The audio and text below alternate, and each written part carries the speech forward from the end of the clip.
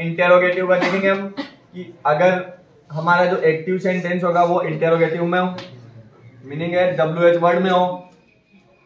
अगर हमारा इंटेरोगेटिव किसमें हो, WH वर्ड में हो, तो उसका पैसिव कैसे बनेगा? अधिकतर सेम रूल रहेंगे, बस एक रूल एक्स्ट्रा आएगा।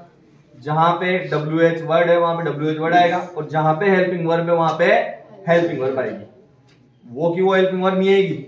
जैसे आपको चेंज करना बताया था हेल्पिंग वर्ब का, जैसे अगर आ जाती है आपके पास वर्ब की फर्स्ट फॉर्म के साथ ए से ईएस, तो आपको इजेमा लगा देना है, यानी कि डूडज आ जाएगा, तो डूडज की जगह क्या लगा देना है आपको? इजेमा। डिड आ जाएगा तो डिड की जगह वोज लगा देना आपको।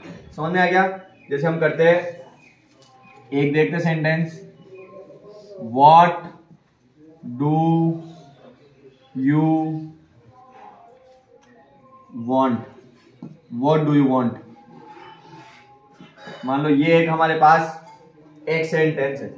सबसे पहले पहचानो कि ये कौन से टेंस के अंदर है, प्रेजेंट सिंपल के अंदर है, और WH दिख रहा है आपको वर्ड, मतलब इंटरोगेटिव है।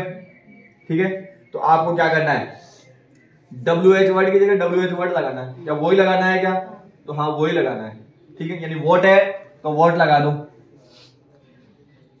बोले कोई प्रॉब्लम? यदि व्हाट है तो व्हाट लग जाएगा, हाउ है तो हाउ लग जाएगा, वेन है तो वेन लग जाएगा। जो भी WH वर्ड होगा वो एज इट इज आ जाएगा। फिर इस डू की जगह क्या होगा, मैंने बताया था डू डज वर्ब की फर्स्ट फॉर्म ऐसे यस आ जाता है, तो हम हेल्पिंग वर्ब के रूप में इजेमार को लेते हैं। किसको लेते हैं? तो यहाँ पे इज आएगा, एम आएगा, आर आएगा, ये भी अपन कंफर्म नहीं कर सकते क्या आएगा। बताओ क्या आएगा, क्या आएगा, कैसे? यू के साथ आ रहेगा। अब देखो अभी तक आपके पास फिक्स नहीं है ये यू है, लेकिन हाँ आप बताओगे यहाँ पे जो यू तो किसके रूप में जाएगा? ऑब्जेक्ट के रूप में जाएगा। भाई ये यहाँ सब्जेक्ट है, जाएगा किसके रूप में? ऑब्जेक्ट के रूप में। जरूरत हो ना भाई आपका, आप कैसे कह सकते हो कि सर ये सब्जेक्ट है? ये सब्जेक्ट तो आपका किस में है? WH वर्ड में सब्जेक्ट है। WH वर्ड में सब्जेक्ट है। आपको पता थोड़ा ना कि भाई ये यू है तो ये ऑब्जेक्ट क्या है यहाँ पे? अभी ऑब्जेक्ट तो वोट है, मतलब वोट का जो आंसर होगा वो तो ऑब्जेक्ट होगा। अब वो सिंगुलर भी हो सकता है, प्लूरल भी हो सकता है। जैसे मैं आपसे बोलूं व्हाट डू यू वांट, कि आप क्या चाहते हो? आप बोले मेरे को एक किताब चाहिए। अब इसका आंसर अगर एक बुक आया जब, तो यहाँ पे आप क्या लिख सकते हो? मान लो इजी लिख सकते हो। आप बोलो कि सर हमको तो बहुत सारी बुक्स चाहिए, फिर क्या करोगे आप? क्या करोगे? आर। तो आपका आंसर फिक्स नहीं है ना भाई, आपको क्या करना है क्या नहीं करना। तो इस कंडीशन में आप क्या कर सकते हो बताओ देखिए, क्या करोगे इस कंडीशन में? अगर हमको पता नहीं हो कि इसका आंसर सिंगुलर आएगा प्लूरल आएगा, तो आपको मान लेना है यूनिटी के तौर पे आएगा, मतलब एक ग्रुप में आएगा, एक कम्युनिटी के तौर पे आएगा। ऐसे देखिए, ठीक है, यानी एक ग्रुप में आएगा, तो ग्रुप को लेकर हम क्या मान लेते हैं? इज मान लेंगे उसको। ठीक है, तो व्हाट इज, अब क्या आएगा बताओ? What is. अब आप बोलोगे सर यहां वैसे देखा जाए तो यहाँ ऑब्जेक्ट जो था जो सब्जेक्ट के रूप में आना चाहिए, लेकिन हमारे पास तो है ही नहीं ऑब्जेक्ट ही। ऑब्जेक्ट तो व्हाट के रूप में चला गया ना, तो मतलब वो तो आएगा नहीं। अब हमने कौन सी चीज स्किप कर दी? सब्जेक्ट वाली चीज स्किप कर दी, बाकी हेल्पिंग वर्ब आई गई। अब बची क्या? वर्ब की थर्ड फॉर्म। वर्ब क्या है हमारे पास? वांट, तो क्या हो जाएगा? वांटेड। ठीक है, यहां पे कुछ नहीं आएगा। ठीक है, व्हाट इज वांटेड।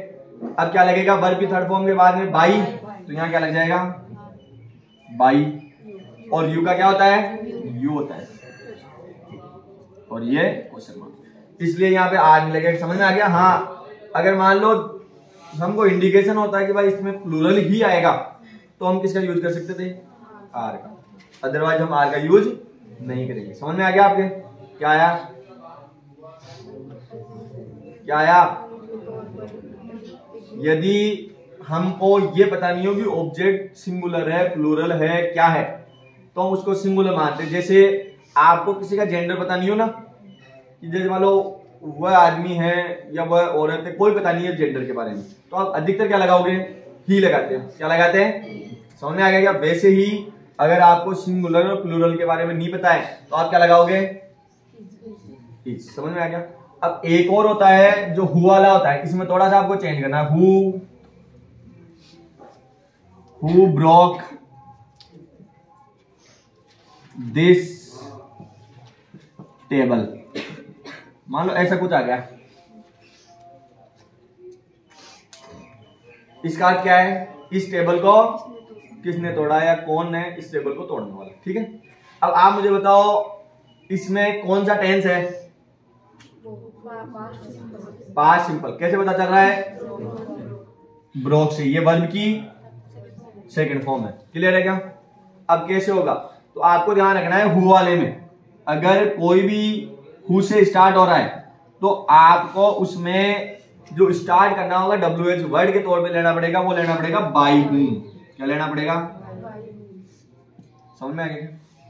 हालांकि ये वो जरूरी भी नहीं रहता, आपने क्या किया है जो बाय लास्ट में रहता उसको आगे कर दिया, तो आप चाहो तो इसको यहां से हटा के वहां पे भी लिखा जा सकता है, लेकिन अधिकतर आपके बाय हुम से ही बनता है, तो आप बाय हुम ही करोगे तो अच्छा रहेगा।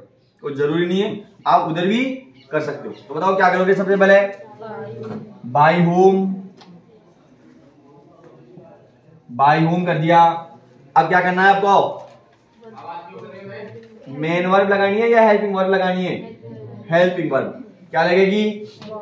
वॉज। तो अभी कुछ पता तो नहीं ना, बट टेबल है, वैसे तो टेबल से पता चल रहा है, बट टेबल तो सिंगुलर ही है, तो उसके लिए वॉज आएगा या वर आएगा? वॉज।